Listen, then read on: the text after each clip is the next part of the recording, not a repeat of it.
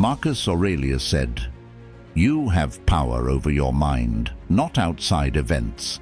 Realize this, and you will find strength." In an era where emotions can surge like tumultuous seas, where might we discover our steadiness? Embark with us on a journey through 7 Stoic teachings that unveil the essence of emotional mastery and the art of sailing through life's tempests with steadfast determination. Before we dive in, your endorsement of this video through a like would greatly aid in the dissemination of Stoic wisdom. If you haven't yet subscribed, I encourage you to do so and ring the notification bell to ensure you stay updated with our explorations. 1. Grasping the realm of your influence. Ever found yourself amidst life's tempests, not the meteorological kind, but those unforeseen upheavals, letdowns, or abrupt shifts life sometimes hurls our way? The Stoic sages of yesteryears, hailing from the cradles of ancient Greece and Rome, impart a lesson akin to a steadying anchor amidst such upheavals: the principle of control dichotomy. Envision organizing an alfresco gathering, and against all meticulous arrangements, the skies decide to weep. The weather, as much as we might wish otherwise, eludes our command. Yet, how we respond to this uninvited downpour falls squarely within our domain. The options: to brood and fume over the spoiled plans, or to adapt, perhaps relocating the festivities indoors, or even embracing the downpour as a refreshing twist. Epictetus, once a slave who ascended to the echelons of revered Stoic minds, distilled it eloquently. Some things are within our control, and others not. Deceptively straightforward, yet nestled within this simplicity, is a transformative ethos capable of reshaping our existence. Daily, we're met with an array of circumstances. Some, like our habits, the literature we delve into, or our chosen companions, fall under our sway. Others, such as the global tableau, the deeds of our peers, the relentless march of time, and indeed the whims of weather, remain beyond our purview. Herein lies the crux. The Stoics posited that our contentment hinges not on external happenings, but on our interpretation and reaction to them. It's our appraisal of an event, rather than the event itself, that kindles our emotional responses. Reflect on an instance of setback, perhaps a missed job opportunity. In the throes of the moment, it seemed catastrophic, yet with the passage of time, it might have unveiled itself as a veiled blessing, paving the way to superior prospects or personal evolution. But how do we actualize this philosophy? By posing the query, is this within my sphere of influence? Should the response be affirmative, action is warranted. Conversely, a negative reply beckons an exercise in acceptance and adaptability. Embracing and truly assimilating this doctrine liberates us from needless distress. It equips us to tread through life with equanimity, cognizant that while we may lack sway over the gusts, we possess the capacity to realign our sails. Amidst the seeming disarray of existence, the control dichotomy emerges as a lucid beacon, urging us to channel our endeavors where they bear fruit and to find peace in the recognition that certain elements lie beyond our reach. 2. The virtue of contemplation before action. In our current era, where speed is often equated with success, the practice of contemplation may appear antiquated. Yet, it's precisely this pause for thought that can serve as our bastion in a realm that incessantly demands swift reactions. Reflect on the myriad choices that confront us daily, from the trivial, such as selecting a dish at a diner, to life-altering decisions like career trajectories. The range of these decisions is extensive, yet what's paramount is not solely the scale of these choices, but the approach we adopt towards them. Imagine encountering a message that ignites a spark of irritation or offense, perhaps a critique from a co-worker or a seemingly insensitive remark from an acquaintance. The instinctual response might be to shield oneself with defensiveness or to retaliate with vexation. But imagine instead stepping back momentarily from the brink of that emotional precipice. In granting yourself this brief hiatus, you're not stifling your emotions, but rather allowing them the expanse to unfurl and to be comprehended. This exercise in contemplation isn't synonymous with passive submission or evasion. It's a deliberate engagement with our inner dialogue and sentiments. It involves delving into introspective queries. What about this interaction has unsettled me? Which deep-seated convictions or prior encounters are coloring my present feelings? Is my knee-jerk response reflective of the current scenario or influenced by residual emotions from bygone events?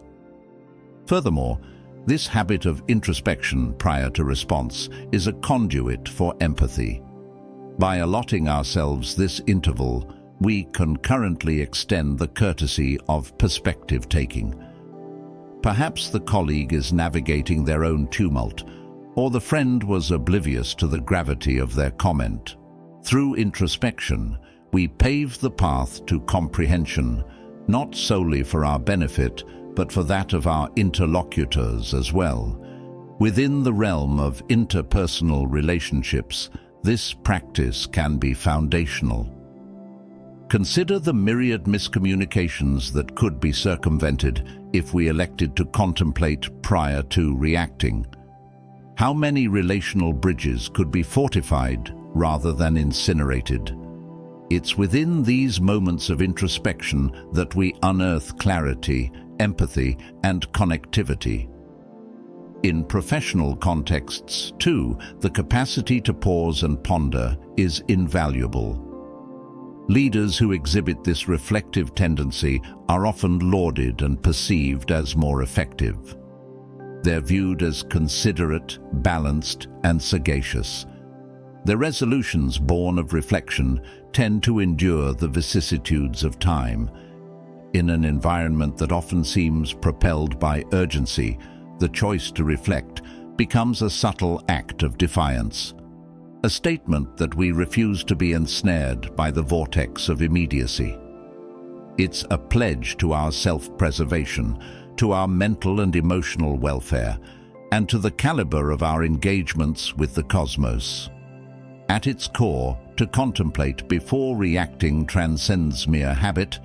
It embodies a philosophical stance, a life ethos that prioritizes depth over superficiality, comprehension over hastiness, and enduring connections over ephemeral exchanges.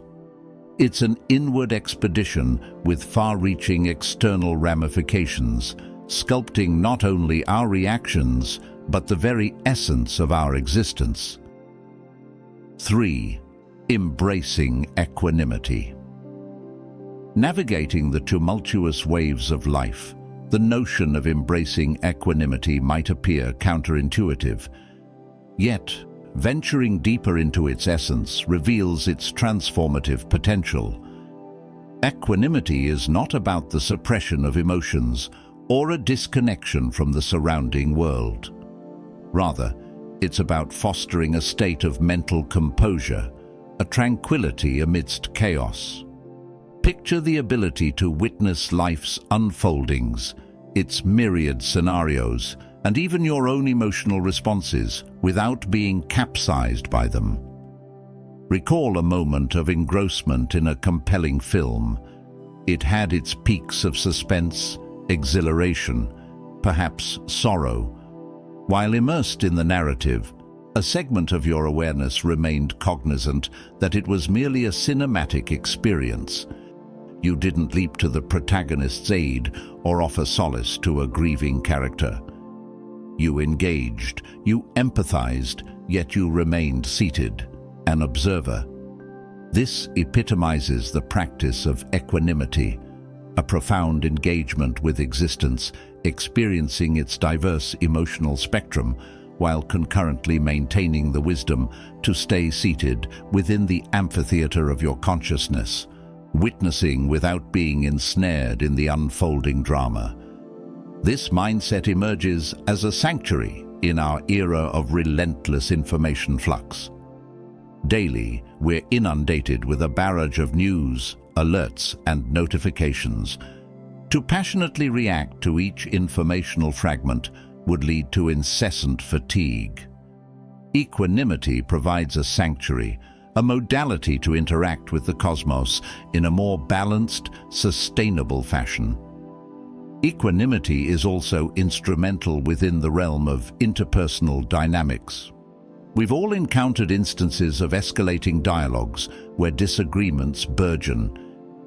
In such junctures, equanimity can delineate the thin line between a constructive exchange and a fractious confrontation. It enables more effective listening, a transition from reaction to response, and the adept navigation of discord with insight and elegance. The cultivation of equanimity commences with introspection, periodic self-reflection, acknowledging our emotional provocations and discerning our habitual reactions, carves a hiatus between stimulus and reaction. Within this interlude resides the liberty to select our responses, to act with deliberateness rather than be swayed by whim. Contrary to perceptions of detachment, equanimity amplifies life's joys and delights. By not being excessively tethered to outcomes, we're free to immerse in the journey, relishing each instance devoid of the pervasive dread of loss or alteration. Equanimity is the pursuit of balance in a world in perpetual flux. It's a beacon to inner serenity, navigating us through life's diverse landscapes with poise. By adopting equanimity, we not only enhance our personal experience, but also radiate peace and clarity to our surroundings. 4. The 5-year perspective check. Our journey through life is interspersed with trials that challenge our serenity, endurance, and outlook.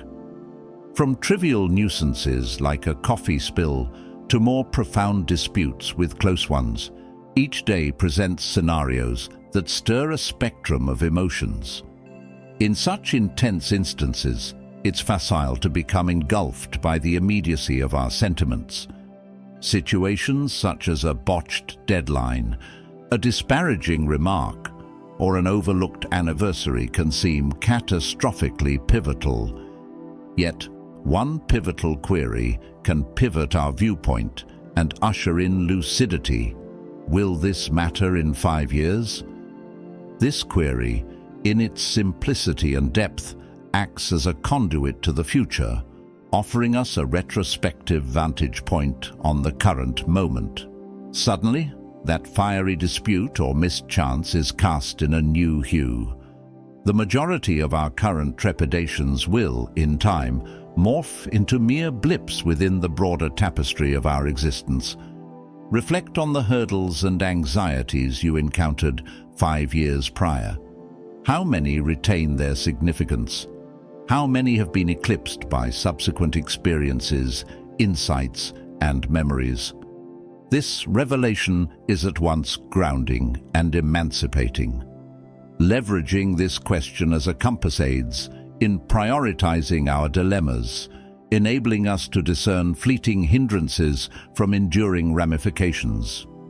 For instance, a challenging day in the professional sphere, while momentarily daunting, constitutes merely a single day within a lifelong vocation. Moreover, this viewpoint nurtures resilience. Confronted with hardship, anchoring ourselves in the grander scheme can alleviate stress and spur constructive problem-solving. Rather than being ensnared by the immediate hurdle, we can devise strategies, adapt, and progress, cognizant that time often unveils clarity and resolutions.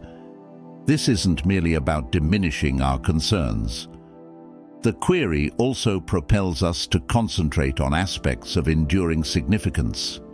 If we aspire for our endeavors and choices to possess lasting impact, our investment should be in relationships, self-development, and experiences that withstand the test of time. In a milieu that frequently accentuates the immediate "will this matter in 5 years?" emerges as a guiding light towards a life marked by purpose, perspective, and tranquility. By habitually revisiting this question, we can adeptly maneuver through life's ebb and flow with grace, ensuring our focus and energies are aligned with what genuinely matters. 5. The discipline of Stoic journaling. Journaling, a practice revered across various cultures and ages, transcends being merely a chronicle of daily events. It's a potent instrument for introspection, evolution, and clarity. The Stoics, advocates of self-reflection and self-improvement, recognized the value of this practice. A Stoic journal is not just an account of everyday occurrences. It's a sanctuary for contemplation, a conduit for self-dialogue, for dissecting emotions, choices, and responses. It's the confluence where the external reality intersects with the internal, where life's happenings are evaluated against personal convictions and values.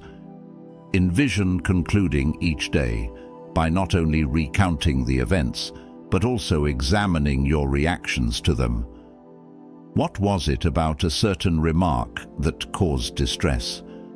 What elicited joy during an otherwise routine task?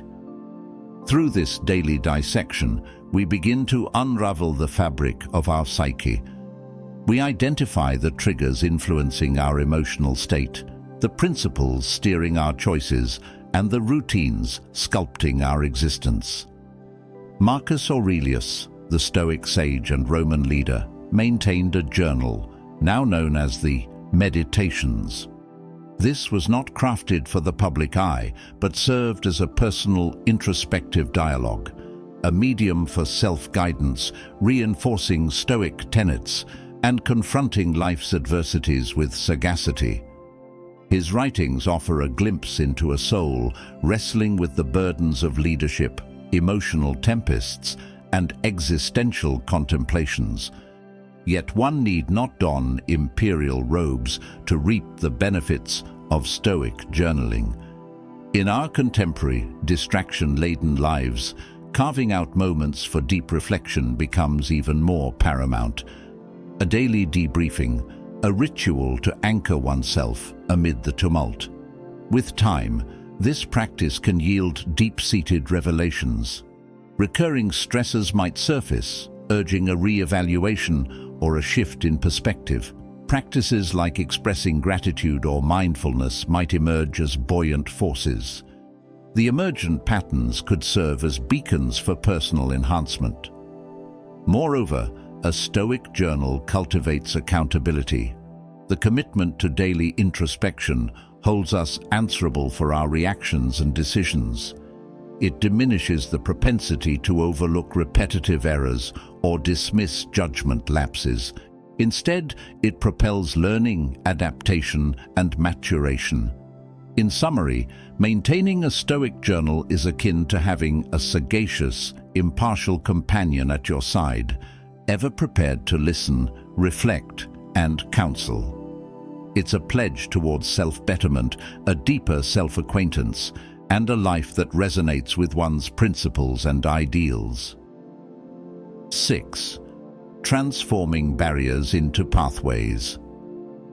Our existence is interspersed with hurdles, spanning personal trials to global disruptions. Encountering obstacles is an inextricable aspect of life's journey. Yet, what if we reframed our view of these challenges not as burdens, but as veiled opportunities? The Stoic ethos offers an enlightening stance on adversity, positing that while we may lack control over life's unfolding events, we possess the agency to shape our interpretation and reaction to them. This paradigm shift recasts challenges not as impediments, but as invaluable learning instances. A profound statement by the Stoic sage Marcus Aurelius encapsulates this notion. The impediment to action advances action. What stands in the way becomes the way.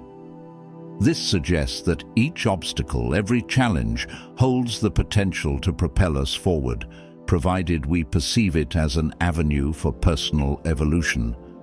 Visualize a river encountering a boulder in its trajectory. Rather than ceasing its flow, the river seeks alternative routes, either gradually eroding the boulder or forging a new course. The boulder, seemingly an obstruction, acts as a catalyst for transformation, reshaping the river's path. In a parallel manner, the adversities we face can alter our life's direction, frequently guiding us toward unforeseen destinations. A job termination, though initially shattering, may open doors to novel career avenues, opportunities for skill enhancement, or the initiation of an entrepreneurial venture. The dissolution of a relationship, while painful, might set the stage for self-reflection, personal development, and the formation of more profound, fulfilling bonds in the future. Adopting a Stoic outlook also cultivates resilience. Viewing challenges as opportunities renders us more adaptable, more equipped to confront adversities. Rather than dwelling on, "Why is this occurring to me?" we pivot to queries like, "What lessons does this hold for me? How can this ordeal refine me?" It's crucial to note that this perspective doesn't advocate for a pursuit of hardships or trivialize genuine suffering. It's about acknowledging the latent potential within each challenge, the embryonic opportunity. By fostering this seed with optimism, patience, and determination, we can metamorphose obstacles into stepping stones, guiding us toward growth, enlightenment, and fulfillment. 7. Cultivating a heart of gratitude. Within the intricate mosaic of human emotions, gratitude shines as a luminous strand, interlacing our existence with joy, satisfaction, and insight. Though gratitude may spontaneously emerge, the Stoics championed its intentional cultivation, transforming it into a daily cornerstone to ground oneself in the now and to honor life's gifts. Gratitude transcends mere expressions of thanks. It's a profound recognition of the myriad elements, instances, and souls that enrich our journey. It's about finding splendor in the ordinary, extracting wisdom from trials, and valuing the impermanence of each encounter, rendering it infinitely precious. Seneca, an esteemed Stoic thinker, articulated, "True happiness is to enjoy the present without anxious dependence upon the future." This embodies the spirit of gratitude, being deeply anchored in the current moment, savoring each experience and cherishing every interaction. Reflect on the overlooked simplicities that often escape our notice: the caress of sunlight on a brisk day, the melody of mirth, a convivial meal with kin, or the mere act of breathing that animates us. By taking moments to acknowledge and cherish these instances, we amplify their beauty and significance in our lives. Gratitude also serves as an antidote to the human inclination towards dwelling on deficits, unfulfilled wishes, or future uncertainties. By orienting our attention towards our present blessings rather than absences, we foster a sense of contentment, mitigate feelings of envy or bitterness, and bolster our overall sense of well-being. The query then arises, how might one foster this gratitude? It can be as straightforward as initiating or concluding each day by contemplating 3 aspects of life for which you are thankful. This simple act, over time, has the potential to reshape your perspective, rendering you more attuned to life's blessings and more resilient amidst adversities. Moreover, gratitude fortifies connections. Expressing thankfulness for the kindness, support, or love we receive from others not only nurtures our relationships, but also engenders a cycle of positivity and appreciation. In an era often fixated on accumulation, more belongings, more accolades, more desires, gratitude serves as a serene nudge towards the plenitude that already permeates our existence.